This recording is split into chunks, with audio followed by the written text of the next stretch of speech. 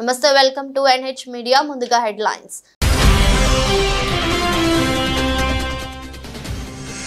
యాదగిరిగుట్ట లక్ష్మీ నరసింహస్వామిని దర్శించుకున్న తెలంగాణ గవర్నర్. ప్రత్యేక పూజలు చేసిన గవర్నర్ జిష్ణుదేవ్ వర్మ.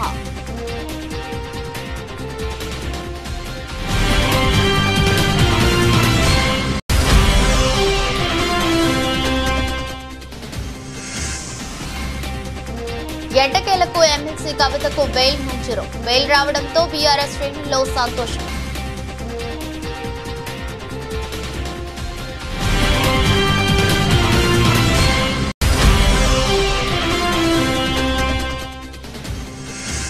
తాడిపత్రి టీడీపీ నేత జేసీ ప్రభాకర్ రెడ్డి సంచలన వ్యాఖ్యలు. తన దగ్గరి వాళ్లే 25 మంది ఇసుక దందా చేస్తున్నారని ఆరోపణ.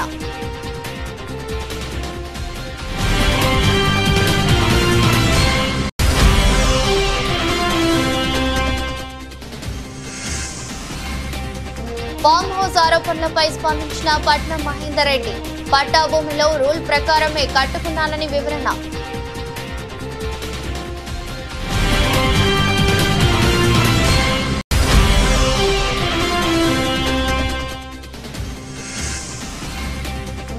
నేటి నుంచి దేశవాళీ సీజన్ బి షురు. బరిలో సూర్యకుమార్, అయ్యర్, సర్ఫరాజ్.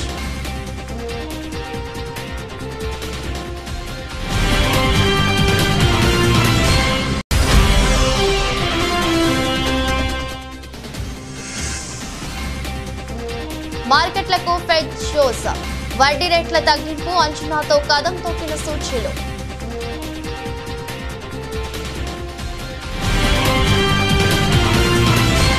రాష్ట్ర గవర్నర్ జిష్ణుదేవ్ వర్మ యాదగిరిగుట్ట లక్ష్మీ నరసింహస్వామి వారిని దర్శించుకున్నారు. మంగళవారం ఉదయం యాదాద్రి ఆలయానికి చేరుకున్న గవర్నర్ కు అర్చకులు పూర్ణ కుంభంతో స్వాగతం పలికారు. అనంతరం దర్శన ఏర్పాట్లు చేశారు. ఈ సందర్భంగా గవర్నర్ జిష్ణుదేవ్ వర్మ నారసింహుడికి ప్రత్యేక పూజలు చేశారు. తర్వాత గవర్నర్ కు ఆలయ అర్చకులు వేదాశీర్వచనం అందించగా అధికారులు స్వామివారి శేష వస్త్రాలు, తీర్థ ప్రసాదాలను అందజేశారు. కాగా గవర్నర్ జిష్ణుదేవ్ వర్మ మంగళ, బుధ, గురువారాల్లో పలు జిల్లాల్లో పర్యటించనున్నారు. రోడ్డు మార్గాన యాదగిరిగుట్టకు చేరుకున్న ఆయన లక్ష్మీ నరసింహస్వామిని దర్శించుకున్నారు. అక్కడి నుంచి బయలుదేరి ఉదయం 11:30 ములుగు జిల్లా కేంద్రంలోని ప్రభుత్వ అతిథి గృహానికి చేరుకుంటారు. మధ్యాహ్నం 1 గంటకు కలెక్టరేట్ సమావేశ మందిరంలో 25 మంది జాతీయ, రాష్ట్ర స్థాయి అవార్డులు పొందిన రచయితలు, కళాకారులతో సమావేశం నిర్వహిస్తారు. మధ్యాహ్నం 3 గంటలకు వెంకటాపూర్ మండలం పాలంపేట గ్రామంలోని యునెస్కో గుర్తింపు పొందుతారు.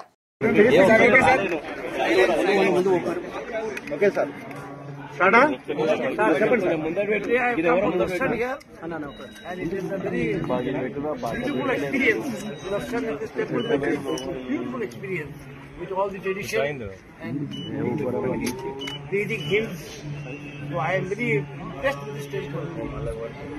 It has been an experience in my lifetime experience, and I will come back here again. And may God bless you all. May Narasimha Devta bless all of you and bless the whole of Telangana. Keep the people happy. Sarve Bhavantu. నేడు MLC Kavitha bail petition విచారణ నేపథ్యంలో BRS working president K T Ramarao, మాజీ మంత్రి Siddipet MLA Tanneeru Harish Rao, parliamentary party deputy leader Vaddiraju Ravichandra సుప్రీంకోర్టుకు చేరుకున్నారు. కాగా MLC Kavitha bail petition పై సర్వత్రా ఉత్కంఠకు తెరపడింది. కవితకు బెయిల్ మంజూరైంది. ఢిల్లీ మద్యం కుంభకోణం కేసులో అరెస్టై తీహార్ జైలులో ఉన్న BRS MLC Kalvakuntla Kavitha bail పై మంగళవారం సర్వోన్నత న్యాయస్థానంలో విచారణ జరిగింది. కవిత బెయిల్ పిటిషన్ పై విచారణను justice B R Gavai, justice Viswanathan ధర్మాసనం నిర్వహించింది. Delhi liquor case Vijay Nair bail petition పై విచారణ వాయిదా పడటంతో కవిత బెయిల్ పిటిషన్ కేసు ఏమవుతుందోనన్న ఆందోళన బీఆర్ఎస్ శ్రేణుల్లో నెలకొంది. ఎట్టకేలకు బెయిల్ రావడంతో అంతా ఊపిరి పీల్చుకున్నారు.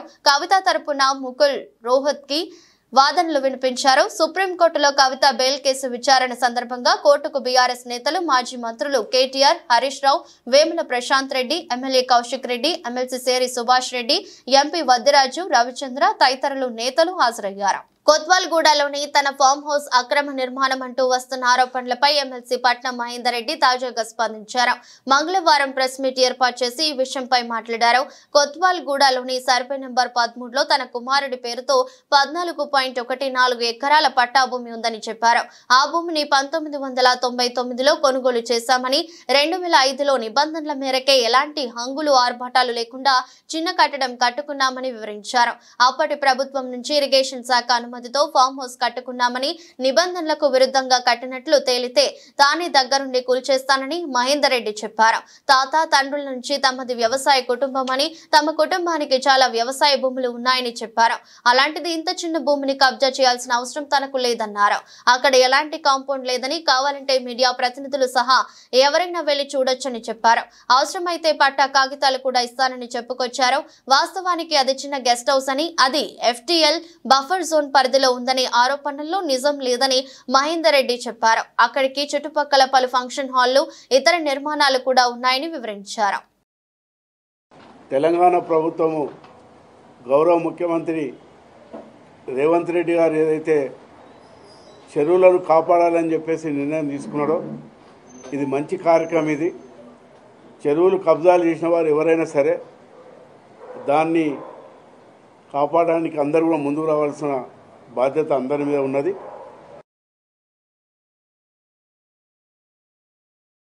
ఆనాడు ఇరిగేషన్ గారు ఏదైతే చెప్పినారో ఆ రూల్ ప్రకారంగానే అప్పటి కలెక్టర్ గారు కూడా, ఎందుకంటే అప్పట్లోనే కొంతమంది మహేందర్ రెడ్డి గారు చెరువు దగ్గర కట్టిన ఒక రూమర్ రావడంతో అప్పటి కలెక్టర్ గారితో కూడా మాట్లాడి సర్వే చేయించేసి ఎక్కడైతే రూల్ ప్రకారం కట్టని అక్కడనే ఆ బిల్డింగ్ కట్టుకోవడం జరిగింది. అది చిన్న బిల్డింగ్. అది ఒకవేళ తప్పని తెలిసి, ఒకవేళ నిజంగా రూల్స్ వ్యతిరేకం ఉంటే మరి ప్రభుత్వం ఏదైతే చేస్తున్నదో దానికి తప్పకుండా సహకరించి మేమే దాన్ని తీసేస్తాం. 2005లో పర్మిషన్ తీసుకొని మరి కట్టడం కూడా జరిగింది. మేము రైతు కుటుంబంకి వచ్చినటువంటి వాళ్ళము. శంషాబాద్ షాబాదు మా సొంత గ్రామం. అది పోతూ పోతూ మరి అప్పట్లో పట్టల్యాండ్ తీసుకొని అక్కడ తోట కూడా పెట్టడం జరిగింది. మామిడి తోట ఉన్నది అక్కడ. ఆవులు బళ్ళు కూడా పెంచుతాం అక్కడ. మరి అక్కడ చాలామంది పనులు ఉన్నారు. అక్కడ వరి పంట కూడా వేసినామాడ. మరి అక్కడ ఏదైతే మా బిల్డింగ్ చూపిస్తున్నారో అదే అంగులు ఆర్భాటాలు లేకుండా చిన్నగా మేము కట్టుకోవడం కూడా జరిగింది. అది కానీ అప్పట్లో మరి నేను పొలిటికల్ ఉన్నా కాబట్టి మరి ఎప్పటికైనా ఇది తప్పులు చేయదనే ఉద్దేశంతో ఆనాటి ఇరిగేషన్ ఇంజనీర్లను పిలిచి రూల్ ప్రకారంగా నేను అది బిల్డింగ్ కట్టడం కూడా జరిగింది. అయితే అక్కడ నీళ్ళు రావడం వల్ల కంపౌండ్ కాలిట కట్టి ఉంటే నిజంగా కూడా మేము దాన్ని కబ్జా చేసుకున్న వాళ్ళం అవుతాము. మీరందరూ కూడా పోయి చూడండి. కంపౌండ్ వాల్ లేదు, ఏం లేదు. అది తాడిపత్రిలో ఇసుక రవాణాదారులను మాజీ ఎమ్మెల్యే మున్సిపల్ చైర్మన్ జేసీ ప్రభాకర్ రెడ్డి హెచ్చరించారు. ఇసుక తరలిస్తే కఠిన చర్యలు తీసుకుంటామని తెలిపారు. కేవలం 25 మంది మాత్రమే ఇసుక తరలిస్తున్నారు. మిగిలిన వాళ్ళు ఇసుక తరలించి తనకు దూరం కావద్దన్నారు. దయచేసి తనకు దూరం కావద్దని జేసీ ప్రభాకర్ రెడ్డి కోరుతున్నారు. నమస్కారం.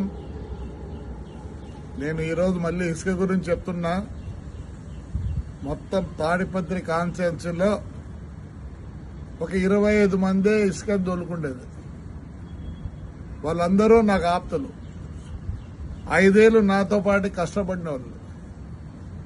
నేను మళ్ళీ మళ్ళీ కోరుకుంటాను, మానుకోండి.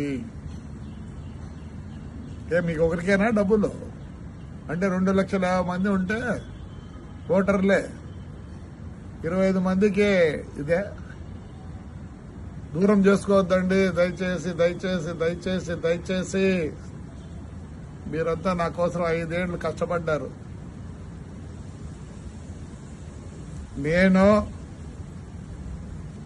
గ్రీన్ ట్రిబ్యునల్ పోయినా, సుప్రీంకోర్టుకు పోయినా, హైకోర్టుకు పోయినా, అంతగా నేను తగు వేసుకున్నా. పోయిన గవర్నమెంట్లో మీకు తెలుసు నన్ను ఎన్నిసార్లు పట్టుకొని, ఒకరోజు పొద్దున్నే 7 గంటలకు పట్టుకొని అన్ని ఊర్లని తిప్పి, డిస్ట్రిక్ట్ అంతా తిప్పి, మీరందరూ వచ్చి పోలీస్ స్టేషన్ కూర్చుంటే మీ దయ వల్ల ఆ రోజు నేను బయటకు వచ్చిన. దూరం కావద్దండి. మీకు తెలుసో తెలియదో పొప్పూరుకు పోండి. ఆదివారం ఏసీబీ వాళ్ళు వచ్చి అంతా ఎంక్వైరీ చేసుకొని పోయినారు.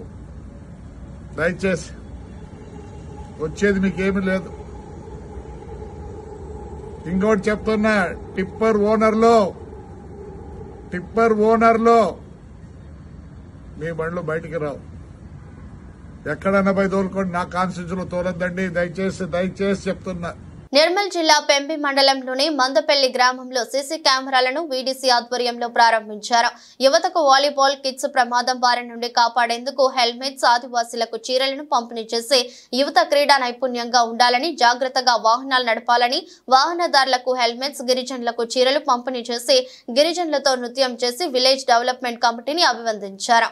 ఒక్క సీసీ కెమెరా 100 మంది పోలీసులతో సమానమని, విద్యార్థులు మంచిగా చదువుకోవాలని, డబ్బులు లేకపోతే నేను ఇచ్చి చదువు స్తానని గిరిజనులతో మాట్లాడటం ఆనందంగా ఉందని జిల్లా ఎస్పీ జానకి శర్మిల తెలిపారు.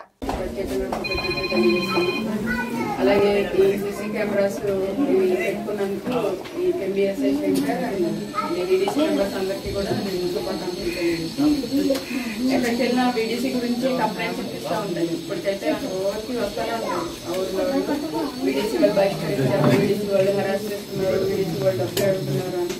కానీ ఇక్కడ వీడీసీ వాళ్ళు వాళ్ళే పూనుకొని మంచిగా కెమెరాస్ పెట్టించడం అంటే నాకు చాలా సంతోషంగా ఉంది. మంచి పనులు చేస్తున్నందుకు మీ అందరికీ కూడా నా అభినందనలు తెలియజేస్తాను. అలాగే సీసీ కెమెరాస్ మా డిఎస్పీ గారు చెప్పినట్టు ఒక సీసీ కెమెరా 100 మంది పోలీసులకు సమానం. దొంగతనాలు ఇప్పుడు మనకి ఏమవుతుందంటే ఇదివరకు ఇక్కడ లోకల్ దొంగలు అలా వచ్చి ఇలా చేసుకుంటూ పోతూ ఉండేది. ఇప్పుడు ఎక్కడెక్కడ నుంచి వస్తున్నారు, రాజస్థాన్ నుంచి వస్తున్నారు, బీహార్ నుంచి వస్తున్నారు, హర్యానా నుంచి వస్తున్నారు, చేస్తారో వెళ్ళిపోతారు. మాకు ఎట్లా తెలుస్తుంది? తెలియదు. అలాగే కొన్నిసార్లు ఊర్లో కూడా చిన్న చిన్న పోయినప్పుడు గొడవలు అవుతూ ఉంటాయి. నువ్వు తీసావు అనేసి కొన్నిసార్లు అపోహలు వస్తూ ఉంటాయి. అట్లాంటివన్నీ కూడా ఈ సీసీ కెమెరాస్ పెట్టుకోవడం వల్ల మనకి క్లారిటీ ఉంటుంది. ఎవరు ఏం చేశారు, ఎటు పోయారు, ఏంటి, ఎవరు వస్తున్నారు, ఊర్లోకి కొత్త వాళ్ళు ఎవరన్నా వచ్చారా ఏంటి అన్నది మనకి ఒక ఏర్పడిపోతుంది. సో కాబట్టి ఈ సీసీ కెమెరాస్ ఉండడం అనేది చాలా మంచి పని. ముఖ్యంగా ఈ ఫస్ట్ టైము నేను ఈ ఖానాపూర్ సర్కిల్లో ఫస్ట్ ఈ ప్రోగ్రామ్ నేను చేసింది. మన జిల్లాలో ఇప్పుడు చాలా దగ్గర మనకు కెమెరాలు పెట్టడం జరుగుతుంది. అందరూ కూడా ముందుకొచ్చి కెమెరాలు పెడుతున్నారు. అదేవిధంగా చిన్న చిన్న ఏమైనా తగాదైతే కూడా ఆ కెమెరాలో రికార్డ్ అయి ఉంటుంది. నువ్వు నన్ను కొట్టినావా, నేను నిన్ను కొట్టినా అనేది కూడా కెమెరా చూపిస్తుంది. కాబట్టి అది కూడా మనకు ఈజీ అయిపోతుంది, ఎవరు తప్పు కాదని. కాబట్టి ఇటువంటి ప్రోగ్రాం తీసుకొని ఇటువంటి గ్రామంలో కెమెరాలు పెట్టిన మీ అందరికీ కూడా వీడీసీ మరి గ్రామ పెద్దలు ఉన్నారు, అందరికి కూడా హృదయపూర్వక ధన్యవాదాలు. ఆదివాసులకు తరతరాలుగా అభివృద్ధి ఫలాలు అందడం లేదని 70 ఏళ్ల స్వతంత్ర సమాజంలో నేటికి గిరిజన అభివృద్ధిపై ప్రభుత్వాలు మార్పు తీసుకురావడంలో విఫలమైందని ఆదివాసీ నాయకులు అన్నారు. ఈ మేరకు ఆదివాసీ నాయకుల పిలుపు మేరకు కొమరం భీం ఆసిఫాబాద్ జిల్లా తిర్యాని, లింగాపూర్, సిర్పూర్, ఆసిఫాబాద్ ఏజెన్సీలో సంపూర్ణంగా బంద్ పాటించారు.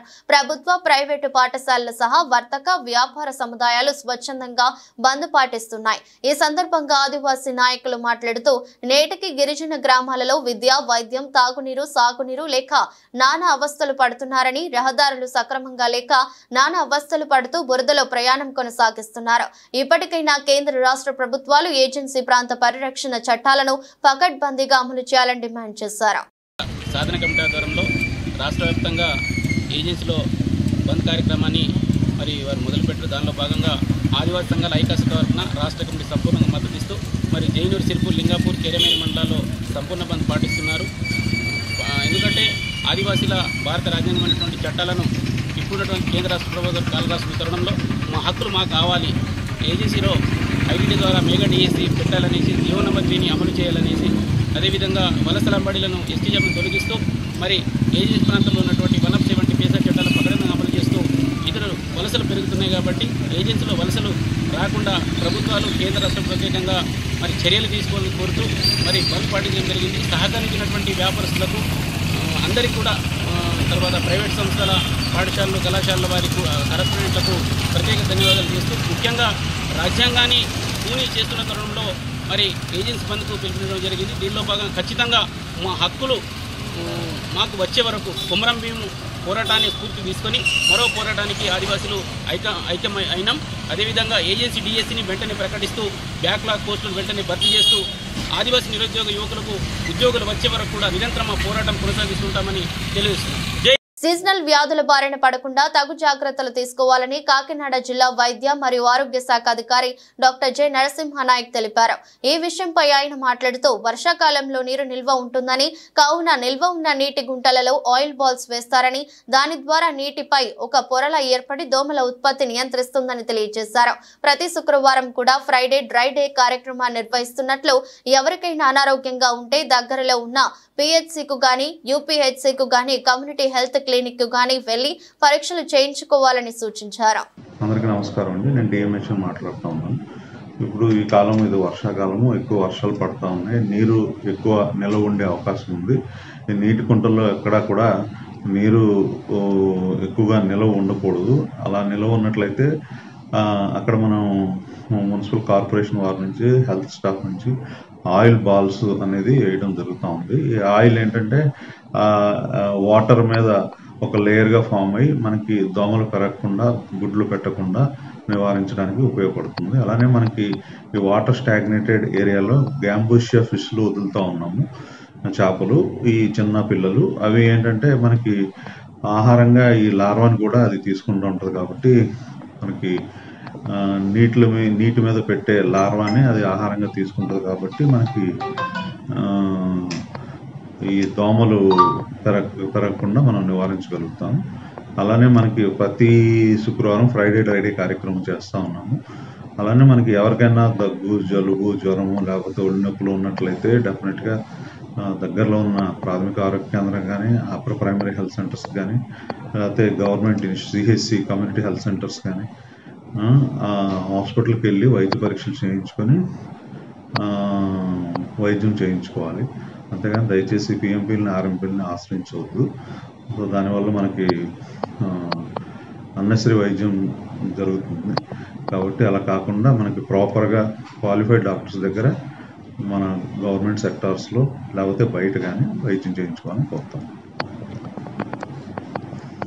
పెద్దపల్లి జిల్లా కేంద్రంలోని కూరగాయల మార్కెట్లో వ్యాపారులు టన్నుల కొద్ది కూరగాయలను ప్రజలకు ఉచితంగా అందజేశారు. ఫ్రీగా కూరగాయలు అందిస్తున్నారని తెలియడంతో ప్రజలు వేలాదిగా తరలివచ్చి సంచులు కూరగాయలు తీసుకుని వెళ్లారు. కూరగాయల మార్కెట్లో హోల్సేల్, రిటైల్ కూరగాయల వ్యాపారుల మధ్య వివాదం నెలకొనడంతో రిటైల్ వ్యాపారులు ఉచితంగా కూరగాయలు అందజేస్తున్నారు. ఒప్పందం ప్రకారం హోల్సేల్ వ్యాపారులు రిటైల్ గా కూరగాయలు అమ్మవద్దని నిబంధన ఉండగా వారు నిబంధనలు అతిక్రమించి కిలోల చొప్పున కూరగాయలు రోజు మొత్తం అమ్ముతుండటంతో ఆగ్రహించిన రిటైల్ వ్యాపారులు కూరగాయలన్నీ ఫ్రీగా పంచిపెట్టారు. ఈ సమస్య పరిష్కారం అయ్యే వరకు ఇలాగే ఉచితంగా కూరగాయలు పంచుతామని చిరు వ్యాపారులు పేర్కొంటున్నారు. ప్రెసిడెంట్ నేను షకీల్. మాకు ఇబ్బంది ఏమున్నది, వాళ్ళు కిలో 2 కిలోలు అమ్మద్దు, దాని వలన మాకు బాగా ఇబ్బంది ఉన్నది. వాళ్ళు కిలో 2 కిలోలు అమ్ముతారు, దాని వలన మాకు అదే రేట్ ఇస్తారు, చిల్లర కూడా అదే రేట్ అమ్ముతారు. దాని వలన మేము నిన్నటి నుంచి బంద్ చేసి ఉన్నాం. ఉన్న కూరగాయలు మొత్తం ఫ్రీలా పంచుతాను.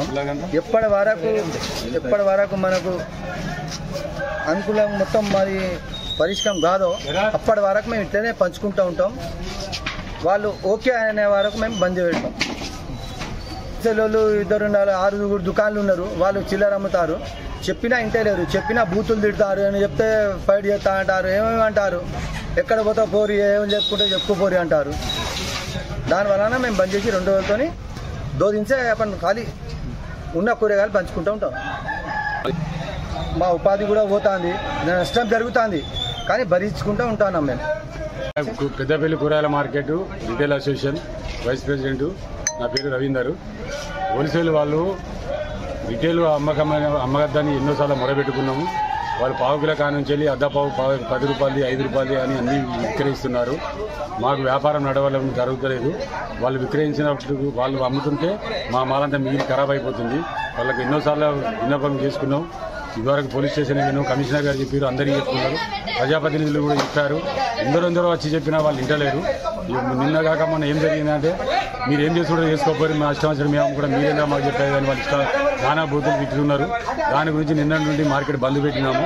మా దగ్గర మిగిలిన మాలు కమ్సకం 15-30 వేల మాలు ఉంది. దాని గురించి మాలు వృధా కాకుండా ప్రజలకు పంపిణీ చేస్తున్నాము. పొద్దున్న నుండి ఇప్పటి వరకు 3-4 వేల మందికి పంపిణీ చేసినాము. అదే విధానంగా సాయంత్రం వరకు పంపిణీ చేయడానికి మేము సిద్ధంగా ఉన్నాము. మా యొక్క బాధను అనుసరించి ప్రజలు కానీ, ప్రజాప్రతినిధులు కానీ, అధికారులు కానీ మా యొక్క బాధను ఆలోచించి మాకు పరిష్కారం చేయగలరని మరీ విన్నపం చేసుకుంటున్నాం. అంటే ఎన్నో మంది పెడతారు? మా యొక్క పరిష్కారం క్లియర్ అంత మటుకు మేము ఒప్పుకుంటాం. అంతవరకు మా బంద్ నడుతూనే ఉంటుంది.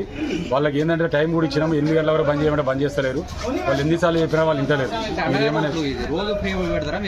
మా విక్రమ మా పరిష్కారం అయినంత వరకు మేము పంపిణీ చేస్తాం. మేడ్చల్ జిల్లా గట్కేసర్ మండలం వెంకటాపూర్లో తీవ్ర ఉద్రిక్తత చోటు చేసుకుంది.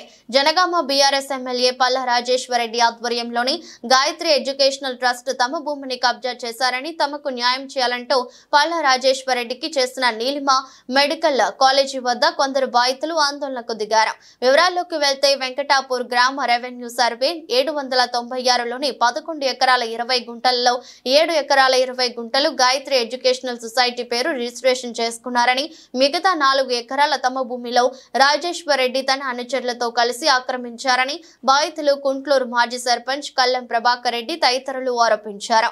ఈ సందర్భంగా ఇరు వర్గాల మధ్య తీవ్ర వాగ్వాదం జరిగి ఒకరిపై మరొకరు తోపులాటకు పాల్పడ్డారు. నేను గత 3 సంవత్సరాల నుంచి తిరిగి ఇంటికి కూడా పోయిన 11 ఎకరాలు 20 గుంటలు నేను 2008లో కొనుక్కున్నా.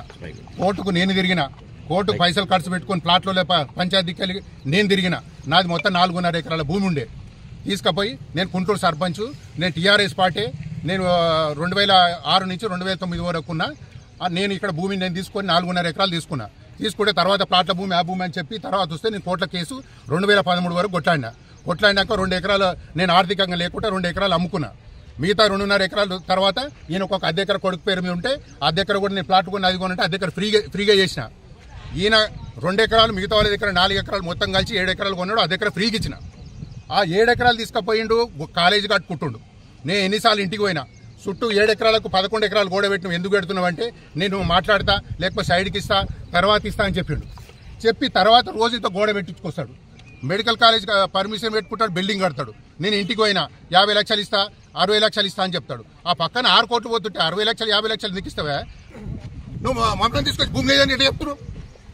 తప్పుడు పనులు, తప్పుడు ప్రచారం, తప్పుడు చేసి వాడు ఎవడు ఫోన్ చేసినా వైభవ్ కాలనీ పోయింది. అలా ల్యాండ్ ఏ వైభవ్ కాలనీ పోయింది చూపి, ఏ వైభవ్ కాలనీ పోయింది? నీ ఎంప్లాయీస్ కట్టుకోరు, నువ్వు ఆడ షెడ్లు కట్టుకున్నావు. ఈ దవాఖాన సగం అలానే ఉంది, ఆ షెడ్లు కూడా అలానే ఉన్నాయి, ఆ హాస్టల్ అలానే ఉంది.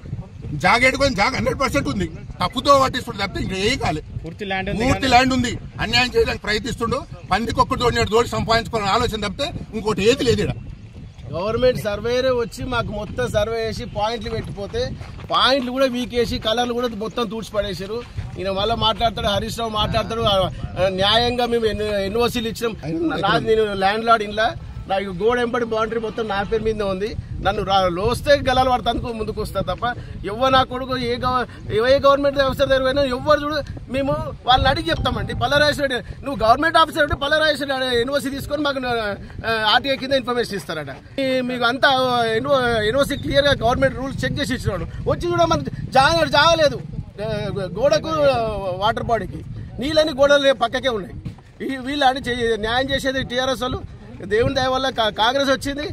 రేవంత్ రెడ్డి గారికి ఒకటే విన్నపం చేస్తున్నారు, గోడ ఇల్లీగల్ ఎవ్వదైనా సరే కూలగొట్టరు, మా జాబ్ మాకు ఇప్పేయండి. కాకినాడ జిల్లా ప్రతిపాడు మండలం ఏలేశ్వరం గురుకుల పాఠశాలలో ఫుడ్ పాయిజన్ జరిగింది. 20 మంది విద్యార్థులకు అస్వస్థకు గురయ్యారు. వారిని ఏలేశ్వరం గవర్నమెంట్ హాస్పిటల్ కు తరలించి వైద్యం అందిస్తున్నారు. గురుకుల పాఠశాల క్యాంటీన్ అపరిశుభ్రంగా ఉండటం వల్లే ఫుడ్ పాయిజన్ అయి ఉంటుందని విద్యార్థిని తల్లిదండ్రులు అనుమానాలు వ్యక్తం చేస్తున్నారు.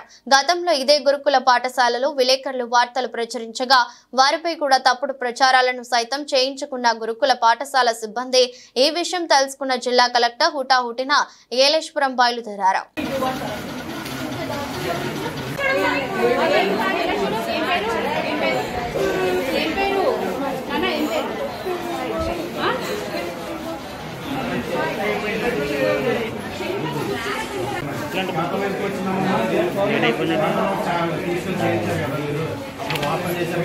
వరంగల్ శివనగర్ లోని షేక్ ట్రేడర్స్ ఫర్నిచర్ షాప్ లో ఉదయం సుమారు 4:30 గంటలకు భారీ అగ్ని ప్రమాదం చోటు చేసుకుంది. ఇటు విషయం తెలుసుకున్న అగ్నిమాపక సిబ్బంది హుటాహుటిన సంఘటనా స్థలానికి చేరుకుని మంటలు ఆర్పడానికి ప్రయత్నం చేశారు. ఈ అగ్ని ప్రమాదం షార్ట్ సర్క్యూట్ వలన లేదా ఇతర కారణాల వలన దర్యాప్తు చేసి తెలుపుదామని వరంగల్ డిఎఫ్ఓ శ్రీధర్ రెడ్డి తెలిపారు. ప్రస్తుతానికి మంటలు అదుపులోకి వచ్చి డిఎఫ్ఓ సుమారు 10 లక్షల వరకు ఆస్తి నష్టం జరిగిందని తెలిపారు. సదరు mill colony police station CI మల్లయ్యకు సమాచారం అందడంతో 4:30-5 గంటలకు 100 డైల్ రావడంతో సంఘటనా స్థలానికి చేరుకున్నారు. ఈరోజు మార్నింగ్ 4:30కి 4:29 ఫస్ట్ వచ్చింది కాలు. ఫైర్ కాల్ అనేది ఒకసారి 4:30 కన్ఫర్మ్ చేసుకున్నాము. ఫస్ట్ మా ఫైర్ కంట్రోల్ నుండి హైదరాబాద్ వచ్చింది. వాళ్ళు కాల్ కన్ఫర్మ్ చేసుకొని వెంబడే మాకు వరంగల్ ఫైర్ స్టేషన్ కరెంట్ ఇచ్చారు. మేము 4:30కి వరంగల్ ఫైర్ స్టేషన్ దిగి కరెంట్ ఎందుకంటే 4:34 స్పాట్ రీచ్ అయింది. వచ్చిన తర్వాత ఫైరింగ్ చూసేసరికి ఫైర్ చాలా ఎక్కువ ఉండడంతో ఇమీడియట్గా హన్మకొండ, గొర్రెకుంట మరియు వర్ధనపేట ఫైర్ స్టేషన్ సమాచారం ఇచ్చారు. శ్రీకారం 4 సంవత్సరాలు వెంబడి మేము వచ్చాను. వచ్చి 4 వెహికల్స్ తోటి 4 వైపున 4 వెహికల్స్ పెట్టి ఫైర్ కంట్రోల్ చేయడం జరిగింది. ఈ ఫైర్లో ఫస్ట్ ముందు భాగం 2 భాగాలు ఉంది. దీంట్లో ఫస్ట్ భాగంలో మనకు గోల్డ్ ఫర్నిచర్ ఉంది. వెనుక భాగంలో బార్దాన్ అంటే గన్ని బ్యాగ్స్ ఉన్నాయి. బాగా ఆ గన్ని బ్యాగ్స్ స్టోరీ ఎక్కువ వల్ల ఫైర్ చాలా ఎక్కువ జరిగింది. అది మా ఫైర్ సిబ్బంది కృషి వల్ల మరి పోలీసు వారి సిబ్బంది అందరి కృషి వల్ల మన పక్కకున్న ఒకటి ప్లైవుడ్ గోదాం ఉంది, ప్లస్ పక్కన ఇంకో గన్ని బ్యాగ్స్ గోదాం ఉంది. వాటి ఫైర్ ఎక్స్టెండ్ కాకుండా కంట్రోల్ చేయడం జరిగింది. ఆల్మోస్ట్ ఫైర్ మొత్తం కంట్రోల్ అయిపోయింది. కొంచెం ఉంది. అది ఇంకొక హాఫ్ అన్ అవర్లో మొత్తం చూసుకోవడానికి జరుగుతుంది. ఎవరికైనా ఏమన్నా ప్రమాదం ఏమన్నా అట్లాంటిది ఎవరికి ప్రాణ నష్టం జరగలేదు. ఓన్లీ ఆస్తి నష్టం జరగడం జరిగింది. దేశవాళీ సీజన్ ప్రారంభానికి సూచికగా మంగళవారం నుంచి మొదలవుతున్న బుచ్చిబాబు పోరులో టీమిండియా స్టార్ క్రికెటర్లు సూర్యకుమార్ యాదవ్, శ్రేయాన్ అయ్యర్, సర్ఫరాజ్ ఖాన్ బరిలోకి దిగుతున్నారు. తమిళనాడు క్రికెట్ అసోసియేషన్ 11 తో జరిగే పోరులో ముంబై తరపున ప్రాతినిధ్యం వహించనున్న వీరిపై అందరి దృష్టి నెలకొంది. రానున్న బిజీ సీజన్ దృష్టిలో పెట్టుకుని జాతీయ జట్టులో చోటు ఆశిస్తున్న ఈ ముగ్గురు బుచ్చిబాబు పోరులో సత్తా చాటేందుకు సిద్ధమవుతున్నారు. గాయం కారణంగా టెస్టు జట్టుకు దూరమైన అయ్యర్ తిరిగి ఫామ్ లోకి వచ్చేందుకు ప్రయత్నిస్తుండగా సూర్యకుమార్, సర్ఫరాజ్ అదే పనిలో ఉన్నారు. ఇప్పటి వరకు 14 టెస్టులాడిన అయ్యర్ అంతగా ఆకట్టుకోలేకపోతున్నారు. గతేడాది జనవరి నుంచి 12 ఇన్నింగ్స్ లో అయ్యర్ 17 సగటుతో 187 పరుగులకే పరిమితమయ్యాడు. ఇందులో 35 అత్యధిక స్కోరు కావడం గమనార్హం. ఇటీవల టీ20 కెప్టెన్ గా ఎంపికైన సూర్యకుమార్ టీమిండియా తరపున గతేడాది ఏకైక టెస్టు ఆడాడు. మరోవైపు స్వదేశంలో ఇంగ్లాండ్ తో జరిగిన టెస్ట్ సిరీస్ ద్వారా అరంగేట్రం చేసిన ముంబై కెప్టెన్ సర్ఫరాజ్ జాతీయ జట్టులో తన చోటు నిలుపుకోవాలని చూస్తున్నాడు. 5 ఇన్నింగ్స్ లో 50 సగటుతో సర్ఫరాజ్ 200 పరుగులు చేశాడు. మంగళవారం తమిళనాడుతో జరిగే మ్యాచ్ లో ముంబై జట్టును సర్ఫరాజ్ ముందుండి నడిపించనున్నాడు. మరోవైపు గత రంజీ సీజన్ లో అత్యధిక వికెట్లతో ఆకట్టుకున్న సాయి కిషోర్ తమిళనాడు జట్టుకు నాయకత్వం వహిస్తున్నారు. వడ్డీ రేట్లను తగ్గిస్తామని అమెరికా ఫెడరల్ వ్యాఖ్యలు దేశీయ సూచీల్లో ఉత్సాహాన్ని నింపింది. లాభాల్లో ప్రారంభమైన సూచీలు చివరి వరకు ఇదే ట్రెండ్ ను కొనసాగించింది. మెటల్, ఐటీ, కన్స్యూమర్ డ్యూరబుల్ సూచీలకు మదుపరుల నుంచి లభించిన మద్దతుతో వరుసగా 5వ రోజు సోమవారం సూచీలు భారీగా లాభపడ్డాయి. దేశీయ మార్కెట్లోకి విదేశీ సంస్థాగత పెట్టుబడిదారులు భారీగా నిధులు కుమ్మరించడం, బ్లూ చిప్ సంస్థలైన హెచ్డిఎఫ్సి బ్యాంక్, రిలయన్స్ లో మదుపరులలో సెంటిమెంట్ ను మెరుగుపరిచింది. ఒక దశలో 700 పాయింట్లకు పైగా లాభపడిన 30 షేర్ల ఇండెక్స్ సూచీ సెన్సెక్స్ చివరకు 611.90 పాయింట్లు అందుకుని 81,698.11 పాయింట్లుగా చేరుకోగా మరో సూచీ నిఫ్టీ 25,000 పాయింట్ల మైలురాయిని మళ్లీ అధిగమించింది. చివరకు 187.45 పాయింట్లు ఎగబాకే 25,001.60 వద్ద ముగిసింది. వరుసగా సూచీ 8వ రోజు లాభపడటం విశేషం. వార్తలు ముగించే ముందు మరోసారి హెడ్లైన్స్. యాదగిరిగుట్ట లక్ష్మీ నరసింహస్వామిని దర్శించుకున్న తెలంగాణ గవర్నర్. ప్రత్యేక పూజలు చేసిన గవర్నర్ జిష్ణుదేవ్ వర్మ.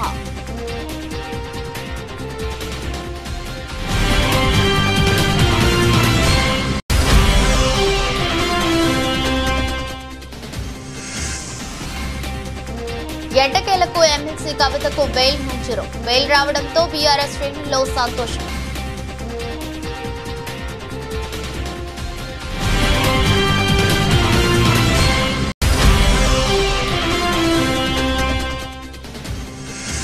తాడిపత్రి టీడీపీ నేత జేసీ ప్రభాకర్ రెడ్డి సంచలన వ్యాఖ్యలు. తన దగ్గరి వాళ్లే 25 మంది ఇసుక దందా చేస్తున్నారని ఆరోపణ.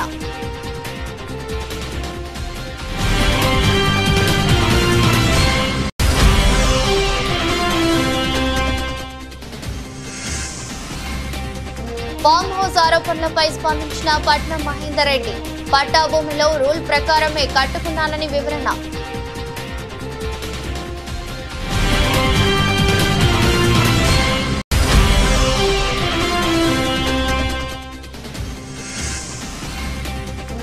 నేటి నుంచి దేశవాళీ సీజన్ బి షురు. బరిలో సూర్యకుమార్, అయ్యర్, సర్ఫరాజ్.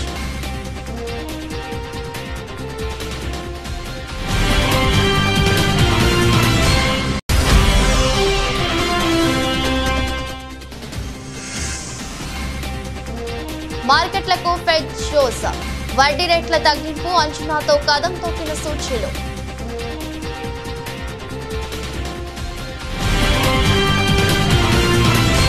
ఇది రోజు బులెటిన్. మరో బులెటిన్లో మళ్ళీ కలుద్దాం. అంతవరకు సెలవు. నమస్కారం.